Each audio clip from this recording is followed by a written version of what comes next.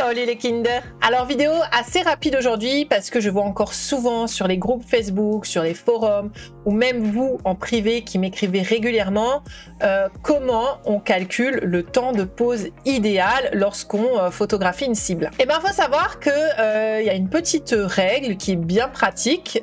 Après ça reste du théorique bien entendu, mais ça donne une bonne idée déjà de ce qu'on peut faire comme temps de pause avec le matériel qu'on utilise et surtout avec le ciel qu'on a. Et cette fameuse règle, je pense que la plupart d'entre vous en a déjà entendu parler, on appelle ça la règle des 3 sigmas. En fait, c'est très simple. La règle des 3 sigmas, ça veut dire que votre brut ne doit pas dépasser 3 fois le sigma de votre offset. Alors, comme ça paraît très flou et vous voyez certainement pas de quoi je suis en train de parler, mais je vais vous montrer tout ça sous Cyril. Alors, quand vous êtes dans Cyril, vous allez ouvrir tout simplement déjà un offset pour savoir à quel sigma il est. Alors, moi je vais chercher ça, donc c'est dans mes DOF, offset, tac, tac. D'ailleurs, il faut que je le refasse, hein. Putain, ça date. Vous l'ouvrez sans dématricer, c'est pas la peine pour l'instant, vous l'ouvrez. Et là, vous allez zoomer à l'intérieur, donc contrôle avec la molette de la souris, et vous allez faire un carré de 30 pixels sur 30 pixels. Donc, vous le voyez ici en bas, là. Hein. Vous voyez ici largeur pixel, hauteur pixel, on est à 24-22, donc vous allez jusqu'à 30. Hein. Alors, 30... Bon, après, si c'est 31, 29, voilà, c'est pareil. Une fois que vous avez ce carré, vous allez cliquer droit et vous allez faire statistiques. Et vous allez ici regarder dans le sigma. Donc, j'ai un sigma de à peu près 7. Hein. On va dire, moi j'avais toujours 7 en tête. Là, c'est peut-être en fonction de la zone, hein, ça peut changer. Hein. Si maintenant je me mets là, voilà, 7, 7, 7, 6, 8, 5, ça va vraiment dépendre de où est-ce que vous vous mettez, mais ça donne quand même une moyenne. Voilà, on est sur une moyenne de 7 quand même. Hein. Une fois que vous savez ça, donc vous savez que votre sigma de référence, ça va être 7. Donc, logiquement, le sigma à pas dépasser sur vos bruts, ça va être 3 fois 7, 21. À savoir que votre offset, il doit être au même gain et au même offset au niveau de la caméra que ce que vous avez fait pour vos bruts, d'accord? Donc là, j'ai un gain 120 et un offset 30. Et ben mes bruts, c'est pareil, elles ont un gain 120, un offset 30. Voilà, ça c'est un paramètre qui est assez important à prendre en compte. Sinon, ça va être biaisé, hein, ça va pas être juste.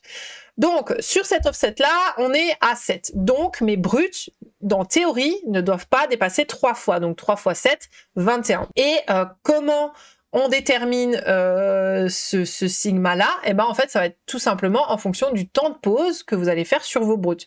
Admettons que vous faites un temps de pause de 180 secondes, que vous faites cette manipulation dans Cyril légèrement différente, je vais vous montrer tout à l'heure sur la brute comment ça se passe, et que vous êtes à un sigma, je dis de 15 par exemple, et ben ça veut dire que vous pouvez poser un peu plus longtemps que 180 secondes parce que vous n'êtes pas au 21. Voilà, donc ça veut dire que potentiellement votre bruit de fond de ciel ne va pas être très important, vous pouvez encore pousser le temps de pause unitaire. Donc admettons 180 secondes, on n'est qu'à 15, vous augmentez à 300 secondes, vous êtes à 22 ou 25, ça passe aussi. À savoir que c'est la théorie, les 3 fois 7 par exemple. La règle des 3, c'est la théorie. Vous pouvez, dans la pratique, pousser jusqu'au sigma 5 ou sigma 4, ça va aussi. Voilà, x4, x5, ça passe. Voilà. Faut vraiment adapter en fonction de ce que vous voyez sur vos bruts. Mais on va dire que le must du must, ça va être 3 fois le sigma de l'offset. Donc je vais vous montrer ça sur une brute par exemple là que j'ai shooté hier sur la nébuleuse de Pac-Man. Je vais vous montrer ça tout de suite. Alors, hop, je vais aller dans Cyril, je vais ouvrir ma brute. Alors, Nina, Pac-Man, tac, tac. Et cette fois, par contre, très important, il va falloir dématricer l'image, si vous êtes en couleur, bien sûr. Si vous êtes en caméra couleur, vous faites dématricer, vous faites ouvrir. Vous allez ensuite pas dans le canal RVB, sur le canot rouge par exemple, et vous allez faire la même manip. Par contre, là, attention, votre carré de 30 pixels sur 30 pixels, il faut absolument qu'il ne soit pas dans un endroit où il y a du signal ou là où il y a des étoiles aussi. Ça va pas non plus. Donc, on va se mettre, donc déjà pas ici, hein, bien sûr, et on va se foutre quelque part par là, hein, et on va se faire un carré de 30 par 30. Hop, 30, voilà. Et là, il n'y a pas d'étoile, il n'y a rien. Vous faites clic droit et vous faites statistiques. Et là, mon sigma est quasiment bon parce que je suis aux alentours de 25, 24, 23. Voilà, on a une moyenne de 24 en sigma.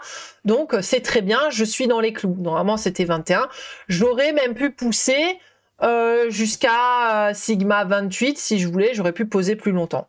À savoir que là, cette photo, elle a été faite quasiment à la nouvelle lune, avec un ciel Bortle 4, avec un filtre restrictif, le L extrême. Donc voilà, c'est vrai que j'ai tous les paramètres qui rentrent en compte pour pouvoir faire des longues pauses entre guillemets. Là, je suis à 300 secondes et je suis pile poil dans mon sigma, donc c'est très bien.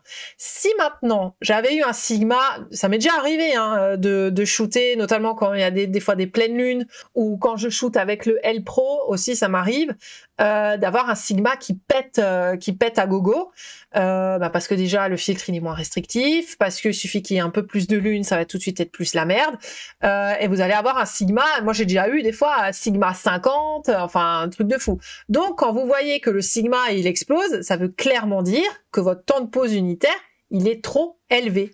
En fait, ça veut dire que, mis à part faire monter le bruit dans votre fond de ciel, vous gagnez pas en signal sur l'objet. En fait, ça sert à rien de poser plus longtemps.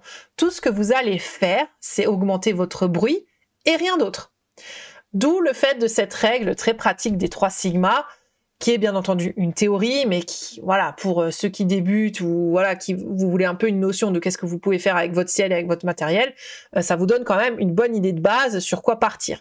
Voilà, si vous faites des pauses de 600 secondes et que vous avez un sigma de 100, vous savez clairement que vous êtes complètement à la ramasse et que votre temps de pause il est éclaté et c'est beaucoup trop par rapport à ce que votre matériel ou à ce que votre ciel vous permet. Donc voilà pour ce qui était de la règle des 3 sigma. Alors ça, bien entendu, vous le faites tout de suite en début de session. Si vous savez pas et que vous n'avez pas trop l'habitude, vous le faites en début de session pour regarder votre première brute, à combien elle est. Alors par contre, j'insiste sur une chose, parce qu'on a tendance à démarrer les acquisitions très tôt, alors que c'est pas encore le moment de shooter.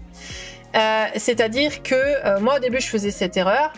Je commençais mes acquisitions au crépuscule nautique, c'est-à-dire quand le soleil est couché sous l'horizon, mais que c'est pas totalement vraiment la nuit. Attendez vraiment la nuit astronomique pour shooter. Si vous utilisez Nina, logiquement le logiciel vous le donne, hein, vous savez à quelle heure la nuit astronomique tombe pour chaque jour de l'année, en fonction de quand vous ouvrez le logiciel. Donc attendez vraiment qu'il fasse vraiment nuit, pas juste que le soleil il soit couché et que vous commenciez vos acquisitions. Parce que du coup, ça va vous fausser votre sigma, vu que le ciel ne sera pas encore totalement noir. Voilà, c'est très important parce que sinon ça va vous fausser le truc. Vous allez croire que vous allez avoir un sigma éclaté alors que c'est juste parce que la nuit n'est pas encore totalement tombée. Donc attendez ce crépuscule astronomique et commencez à faire vos premières acquisitions. Vous regardez, vous faites des acquisitions à 180 secondes, votre sigma il n'est pas assez élevé, et ben vous poussez à 300 secondes ou même peut-être pas jusqu'à 300, mais vous faites vos brutes jusqu'à quand vous tombez à peu près juste sur votre sigma. Et une fois que vous connaissez à peu près, après vous connaissez votre ciel, vous savez comment il réagit et quel temps de pause vous pouvez adapter, mais au tout début quand vous commencez, prenez ce réflexe de faire 1 ou 2 brutes, de regarder le sigma dans Cyril, voir si elle est à peu près cohérente et d'ajuster vos temps de pause en fonction de ça. Et une fois que les temps de pause ils sont ajustés, que c'est bon, et ben là vous démarrez votre session pour toute la nuit. Et après, au fur et à mesure que vous faites ça, au fur et à mesure de vos filtres que vous utilisez, au fur et à mesure de la période de lune, vous allez savoir à peu près quel temps de pause vous allez pouvoir vous permettre. Voilà. Mais au moins pour commencer, vous avez cette notion des 3 sigma. Bon bah voilà, c'est fini pour moi. J'espère que cette vidéo, elle vous a été utile. Et puis je vous dis à très bientôt les Kinders. Gros chouette!